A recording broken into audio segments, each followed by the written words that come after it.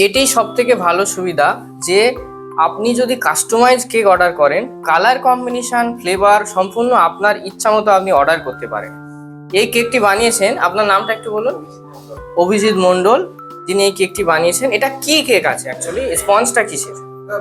Black ফরেস্টিং একটু অন্যরকম। অন্যরকম একটু ইউনিক করেছেন, কালার কম্বিনেশন করে কেকটা বানিয়েছেন। এই ধরনের কেক যদি আপনি অর্ডার দিতে চান আমাদের এই স্টুডেন্ট, তার থেকে আপনি কিন্তু কেক বানিয়ে নিতে পারেন। সম্পূর্ণ আপনার ইচ্ছা মতো কালার কম্বিনেশন, ডেকোরেশন, ডিজাইন করতে পারেন। এটা কত পাউন্ডের কেক?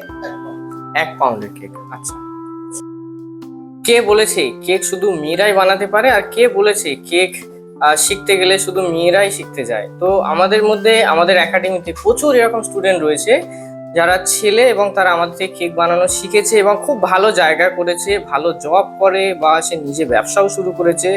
তেমনই আমাদেরই একজন স্টুডেন্ট যিনি এই কেকটি বানিয়েছেন। আপনি কোথা থেকে এসেছেন? বজবজ থেকে এসেছি। বজবজ থেকে। আপনার নামটা কি? আমার নাম অভিজিৎ মন্ডল। আচ্ছা, আপনি বজবজ থেকে বেক একাডেমিতে কেক বানানো শিখতে এসেছিলেন। বজবজটা তো অনেক দূর। তো আপনি কি মনে করে বেক একাডেমিতেই অ্যাডমিশন নিলেন এবং এখানে কেক বানানো শিখলেন? এখানে প্র্যাকটিসটা খুব সুন্দর হয়। আচ্ছা আচ্ছা, শেখানো তো আপনি তাহলে ভালোভাবে শিখতে পেরেছেন। হ্যাঁ। আপনার কি পরিকল্পনা আছে যে আপনি যে কেকটা বানানো শিখেছেন, আপনার কি ফিউচার প্ল্যান রয়েছে কেক নিয়ে? ফিউচার প্ল্যান রয়েছে, আমি এগুলো অর্ডার নিয়ে বাড়িতে তৈরি করব। বাড়িতে তৈরি করতে চান, ব্যবসা শুরু করতে চান।